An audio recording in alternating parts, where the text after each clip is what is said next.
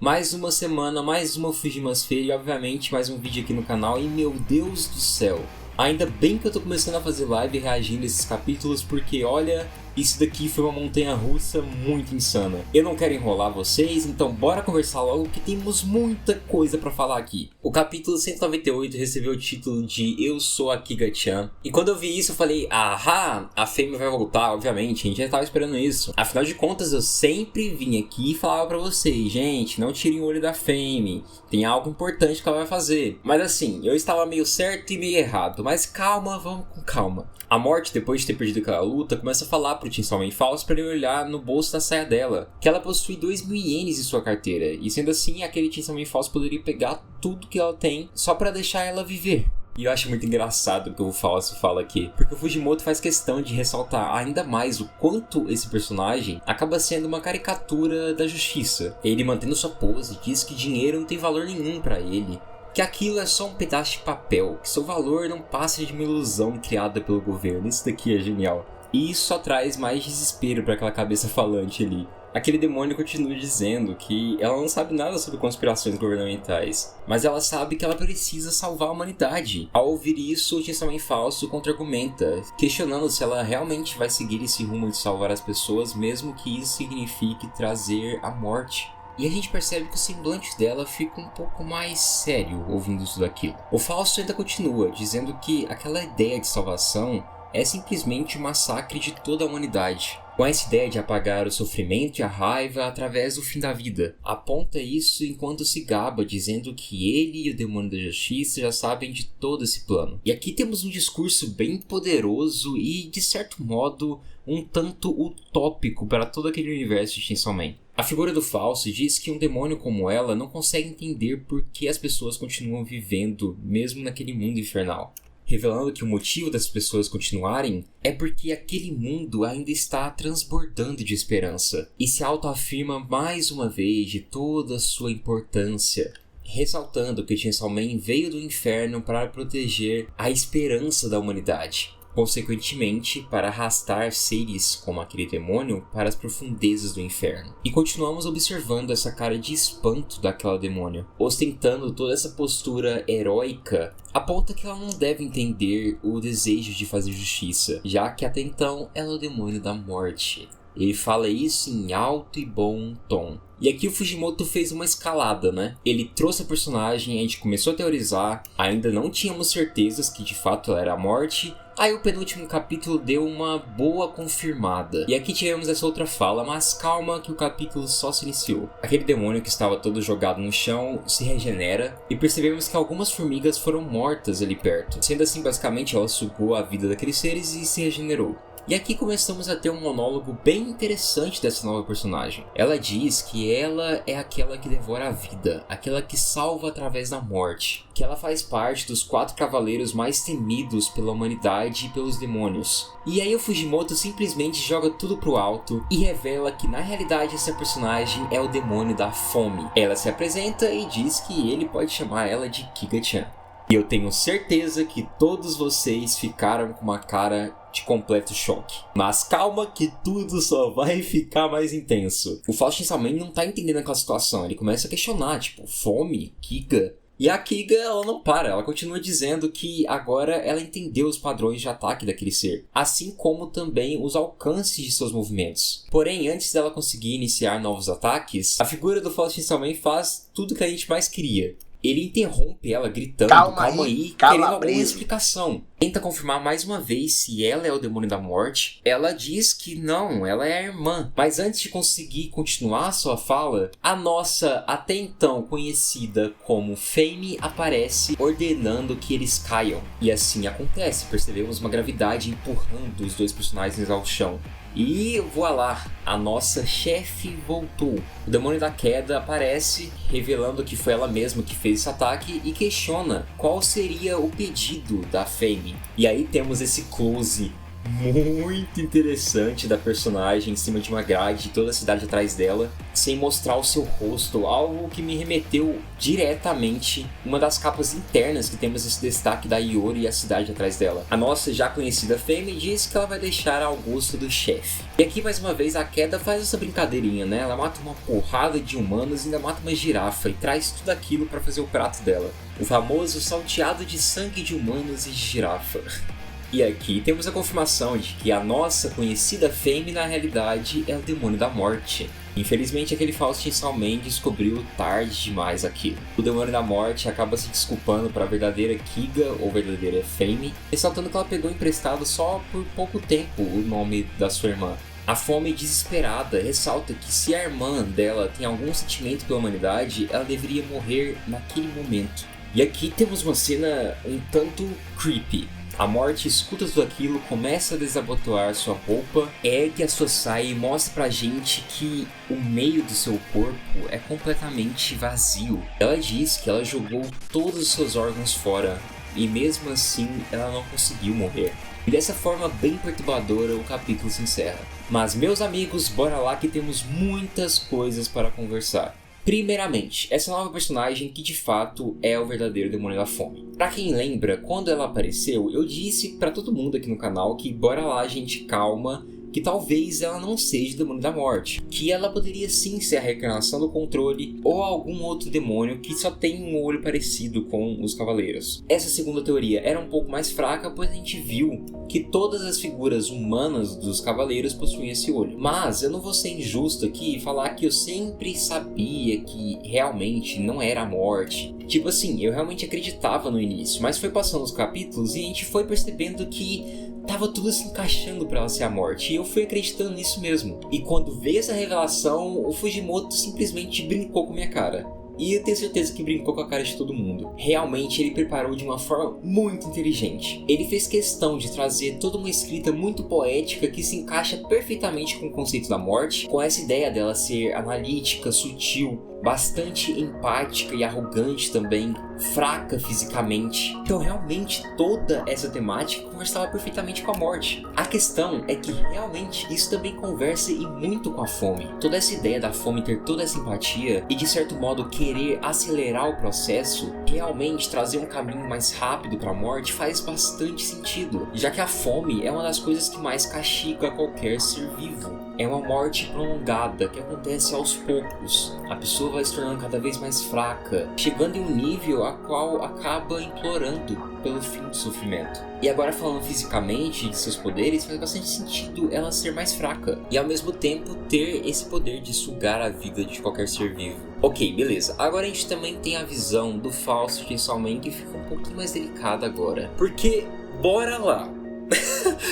Na minha cabeça, sem dúvidas alguma, esse personagem fez algum contrato com o Demônio do Fogo. Eu acho que faria mais sentido ser o Demônio do Fogo. Justamente por ele ter sido utilizado em todos os planos do Balém da igreja, por ele ter todo esse poder de virar o que ele quiser, qualquer forma, e também por ele ser misterioso, então acho que faria mais sentido ser o Demônio do Fogo. Eu sei que o Faustin Salman toda hora fala sobre justiça e tudo mais, mas aqui eu tô partindo da perspectiva que o fogo criou uma visão disturpada da justiça, ou em alguns momentos uma visão utópica. Disturpada a gente poderia ver em cada integrante da igreja do Chainsaw Salman, e esse lado utópico a gente pode perceber nesse personagem que faz todo esse discurso heróico e bonito, mas que na realidade tem sim algumas inconsistências. Mas a questão é que tudo muda quando entendemos que a antiga Fame é a morte, porque aqui o papel da igreja fica um tanto misterioso. Acreditávamos que a ideia da então Fame era realmente fazer com que o mundo temesse mais a guerra e o Chainsaw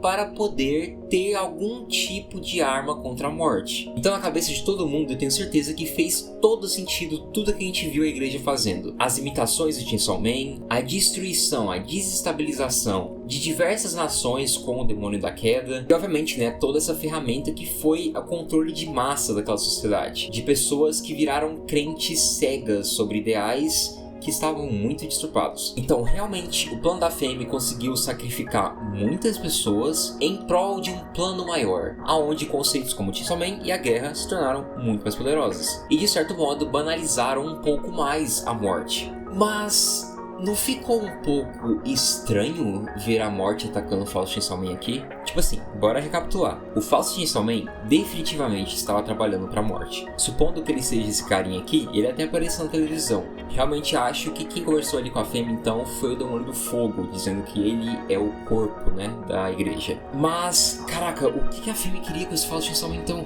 Sendo que ela fez questão de fazer com que ele aparecesse naquela treta enorme contra a queda. Será que aquela teoria que na realidade temos 3 Chainsaw Man pode ser sim verdadeira? De que temos o Denji, temos alguém que fez o pacto com o Demônio do Fogo e temos um demônio que se tornou o demônio Chainsaw Man? Eu não sei, eu só sei que a morte conseguiu enganar todo mundo. Bora conversar um pouco sobre isso agora. Desde a aparição da Fame, era um tanto estranho perceber que ela conseguiu manipular a vida da Yuko. Passamos batido por isso, pois fazia sentido também a morte ter esse tipo de poder. E também por toda aquela ideia que eu levantei lá atrás, que eu tava todo orgulhoso e que infelizmente hoje eu fico só triste. Daquele fato dos brincos estarem fazendo referência à balança que o Cavaleiro da Morte carrega. E olha como o Fujimoto foi genial nesse plot twist, pois tudo sempre fez sentido. Aquele demônio sempre conseguiu manipular a morte, ela sempre conseguiu invocar outros demônios. A própria Yoro disse que todos os demônios chegariam para reverenciar a morte. Sendo assim, faz total sentido ela ser o único demônio capaz de ficar invocando como ela bem entender outros demônios, pois existe esse nível de hierarquia aqui. E por si só, aqueles conceitos que ela invocou, ambos possuem relação com o conceito de morte.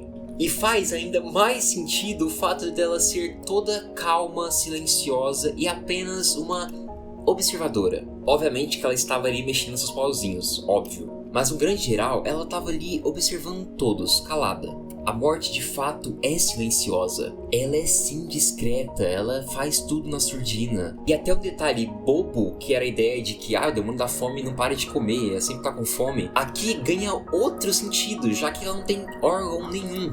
Sendo assim, obviamente ela não se cansa de comer. E obviamente ela não engorda, já que ela não absorve nada daquilo. E tudo que ela conversou com a Fumiko e Yoshida ganha ainda mais camadas. Ela apontou que estava ali acompanhando os personagens e comeu diferentes comidas, pois de certo modo ela estava experienciando tudo que a vida proporcionava. E isso aqui traz mais camadas quando a gente entende que ela é a morte. A morte é o oposto de tudo isso, de ter experiências, de aproveitar o momento, de ter novas descobertas. Então, talvez procurar isso seja uma forma de completar o vazio que ela possa sentir. Mas aqui deixa uma grande incógnita. O que ela quer? Ela estava fazendo tudo aquilo para tentar dar uma chance para a humanidade? Será que ela realmente arquitetou todo um plano para tentar ser derrotada? Eu acho que talvez pode ser essa mescla dos dois. Já que ela é tão poderosa assim, talvez concluir a profecia seja apenas uma questão de escolha dela. Talvez todos os seus passos sejam para tentar entender melhor como que funciona toda a vida. E dali ela pode tirar suas próprias conclusões. Porém, parar para pensar sobre isso fica um pouco mais delicada a situação. Porque se fosse tudo isso que eu tô comentando aqui, eu não via sentido dela interferir naquela luta. Dela se revelar e tentar silenciar aqueles dois. Se existir outras intenções, principalmente malignas, estamos muito ferrados. Porque basicamente a morte está fazendo todos os passos para garantir que ela consiga concluir a sua profecia, já que ela sempre esteve ali planejando tudo. A gente achava que estávamos criando formas de combater toda a profecia, mas na realidade estávamos caindo exatamente nos planos dela. E sério, quando a gente puxa o retrospecto de tudo que a Fame, que na realidade é a morte, fez ou falou na obra, simplesmente Fujimoto mudou toda a visão da parte 2. A própria capa do volume 14, que é a capa da Fame, mano, mudou totalmente o significado. E tudo isso é simplesmente brilhante, pois faz total sentido. Eu vivia comentando que na minha cabeça a morte iria aparecer de uma forma sutil, que talvez ela até poderia ser um personagem que a gente já havia conhecido. E foi esse lado que o Fujimoto decidiu ir. E tudo isso é simplesmente brilhante, é brilhante. E de brinde, Fujimoto ainda colocou todo esse simbolismo bíblico nessa reta final que vem se encaixando muito bem. Até mesmo esse embate entre fome e justiça é algo que faz referência a esses textos. Mas obviamente essa foi a revelação, tem muita coisa que faz sentido e tem muitas pontas soltas que vão ser amarradas aqui pra frente. E eu quero lembrar pra vocês que a gente teve uma conversa bem particular entre o Demônio da Morte e a guerra, lá no arco do aquário. A gente não sabe o conteúdo dessa conversa. Eu só fico pensando na Asa, o quanto ela confiou. Mano, que tristeza. Primeiro que ela tem a sua vida inteira controlada pela guerra. Segundo que ela decidiu seguir essa trilha de sangue e sacrifícios, acreditando fielmente na palavra daquela que simplesmente é a causadora da profecia. Toda a conversa que o Yoshida teve com a antiga Fame se tornou estupidamente engraçada. O cara chegou ali na maior moral, apontando, você é o demônio da fome, não sei o que, explicou sobre a profecia, e simplesmente ela é o alvo de toda a profecia. Pô, coitado do Yoshida, o cara tava se achando todo. Bizarro o quanto que o Fujimoto entregou um dos plot twists mais interessantes na parte 1, que além de ser muito poético, muito bem escrito, também entregou cenas incríveis. E aqui, mais uma vez, ele vem trilhando o mesmo caminho. Esse cara sabe fazer plot twist, esse cara sabe escrever. Desde o início da parte 2, todos nós acreditávamos que sim, teríamos reviravoltas. Que sim, o Fujimoto daria mais uma cartada em seu vilão principal. Mas eu tenho certeza que ninguém acertou isso daqui. Novamente, eu vivia comentando que a Fame tinha sim outros planos, que ela ia sim brilhar ainda. Mas nunca mais passou na minha cabeça que ela poderia ser a morte. Nós acreditamos no Fujimoto mais uma vez, e ele gosta quando a gente faz isso. Pois é aí que ele vem e traz suas surpresas. Uma reviravolta magnífica, muito bem escrita, que tem tudo para trazer um final muito poderoso dessa obra. Mesmo sacrificando toda essa escrita mais poética, cheia de nuances que ele veio construindo durante esses últimos capítulos para a imagem da morte, o Fujimoto ainda conseguiu trazer uma mensagem poderosa para a morte com justificativas muito bem pontuadas. O que vai ser a seguir, sinceramente, eu não tenho a menor ideia. Tudo nesse momento está de ponta cabeça. Não sabemos mais ao certo o que a igreja do Chainsaw Man queria, não sabemos ao certo o que a morte quer, e até mesmo a figura do falso Chainsaw Man ficou uma grande incógnita. Qual seria a sua utilidade? Eu sinto que agora é o momento da gente começar a reler essa parte 2. De realmente vermos por uma outra ótica, para assim conseguirmos traçar melhor qual será o desfecho disso tudo. Será que os planos da Ioro estão sendo construídos juntamente com a da morte? Será que a morte realmente vai aceitar a profecia e acabar com tudo aquilo? Será que tudo que ela fez durante toda a parte 2, de certo modo, era um teste se a humanidade passava ou não?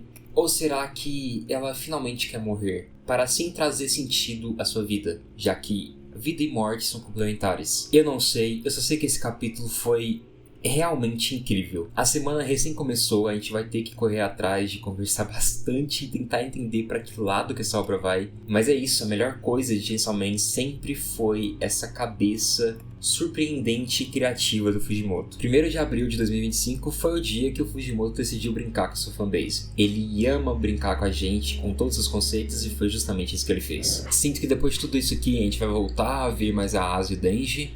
Enfim, eu quero muito ler os comentários de vocês, tanto sobre o vídeo quanto sobre o capítulo. Então não se esqueça de comentar aí, de verdade. Compartilhe também, isso ajuda imensamente. E também não se esqueçam de avaliar e hypar também. Vocês são insanos, muito obrigado por tudo. Um salve especial para todos os membros. É muito importante esse auxílio direto que vocês depositam aqui. E eu vejo vocês na próxima. Talvez sábado eu apareça aqui de novo. Que surreal. Que incrível.